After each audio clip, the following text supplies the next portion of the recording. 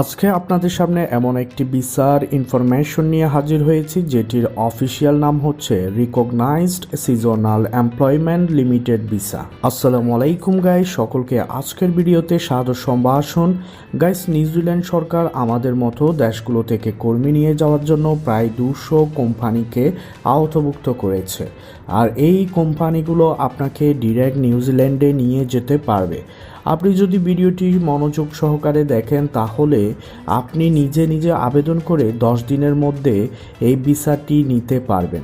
New Zealand সরকার প্রতি বছরই প্রায় 20,000 কর্মী সিজনাল ওয়ার্কার হিসেবে নিয়ে যায়, আর আজকে আমাদের বিষয়বস্তু হলো এই সিজনাল ভিসাকে ঘিরে।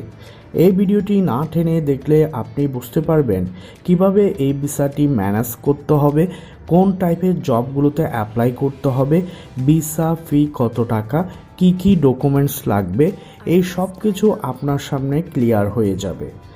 এই সিজনাল ভিসায় নিউজিল্যান্ড যেতে চাইলে আপনার মূলত যে জবগুলো টার্গেট করে এগিয়ে যেতে হবে সেগুলো হলো ফ্রুট অথবা vegetable picking or packager job, warehouse worker, animal caretakers, general farm worker, farming equipment operator অর্থাৎ ফার্মে যে মেশিনপত্র রয়েছে সেগুলো চালানোর লোক, dairy farm assistant, dairy farm worker ইত্যাদি।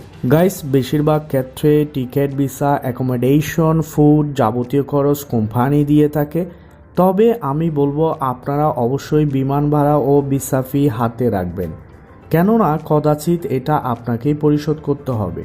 বেতনের কথা যদি বলতে হয়, আপনি নিউজিল্যান্ডে যে কাজই করেন না কেন আপনার বেতন 2.5 লাখের নিচে হবে না, তবে গড় বেতন হচ্ছে 2.5 থেকে 3.5 লক্ষ টাকা। কার্যত নিউজিল্যান্ড যেতে আপনার 2টি জিনিস লাগবে, সেগুলো হলো জব অফার লেটার প্রদানকারী এমপ্লয়ার ও ইমিগ্রেশন অ্যাপ্রুভাল। এই ইমিগ্রেশন অ্যাপ্রুভাল আপনার এমপ্লয়ার আপনাকে ম্যানেজ করে দিবে। আনফরচুনেটলি যদি না দেয় তাহলে এমপ্লয়ার আপনাকে নিউজিল্যান্ডের একটা উকিল রেফার করবে, যিনি আপনাকে ইমিগ্রেশন অ্যাপ্রুভাল এনে দিবে। তবে এতে আপনার 80 থেকে 90,000 টাকা উকিল ফি বাবদ খরচ করতে হবে।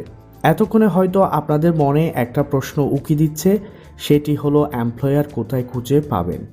এমপ্লয়ার কিংবা কোম্পানিগুলো খুঁজে পেতে আপনি বিভিন্ন জব সাইটের সহযোগিতা নিতে পারেন, অথবা নিউজিল্যান্ড সরকার যে 200টি এমপ্লয়ার রেফার করেছে তাদের কাছে সিভি ও কভার লেটার দিয়ে আবেদন করেন। আপনার সব কিছু পারফেক্ট হলে তারা আপনাকে ডাকবে। গাইস, যে কথাটি আপনাদের সবসময় বলি, আপনারা আবেদনের পূর্বে অবশ্যই সিভি ও কভার লেটার ইউরোপাস স্টাইলের মেক করে নেবেন। তাছাড়া সিভি যেন কিওয়ার্ড রিলেটেড হয়, যাতে ফিল্টার করলে আপনার সিভিটি HR এর সামনে চলে আসে। গাইস, আপনারা যদি চান তাহলে সিভি ও কভার লেটার আমাদের এক্সপার্টদের মাধ্যমে মেক করে নিতে পারবেন, তবে মনে রাখবেন এটি একটি পেইড সার্ভিস। ওকে গাইস, এবার চলুন দেখে আসি কিভাবে এই জবগুলোতে অ্যাপ্লাই করতে হয়। পিন কমেন্টে দেয়া লিঙ্কে ক্লিক করলে আপনাকে এই ওয়েবসাইটে নিয়ে আসবে। এখানে যে কোম্পানিগুলো দেখতে পাচ্ছেন সেগুলোই মূলত নিউজিল্যান্ড সরকারের রেফার করা কোম্পানি। আপনি নিচে স্ক্রল করে সি মোরে ক্লিক করলে সবগুলো কোম্পানি দেখতে পাবেন। অ্যাপ্লাই করার জন্য আপনার যে কাজটি করতে হবে সেটি হলো কোম্পানির নামটি কপি করে নেবেন, তারপর গুগল সার্চ বারে পেস্ট করে সার্চ করুন। একটু নিচে গেলে দেখতে পাবেন উক্ত কোম্পানির ওয়েবসাইট। এখন ওয়েবসাইটে ক্লিক করুন অথবা কন্ট্যাক্টে ক্লিক করলে দেখতে পাবেন কোম্পানির ইমেল অ্যাড্রেস দেওয়া আছে। উক্ত ইমেল অ্যাড্রেস বরাবর আপনার সিভি ও কভার লেটার পাঠিয়ে আবেদন শেষ করুন। পরবর্তীতে যেহেতু তারা ইমেলে যোগাযোগ করবে, সো প্রতিদিন ইমেলের ইনবক্স ও স্প্যাম ফোল্ডার চেক করুন।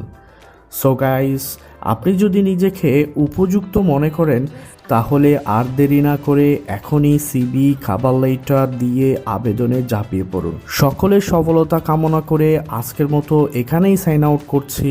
আল্লাহ হাফেজ।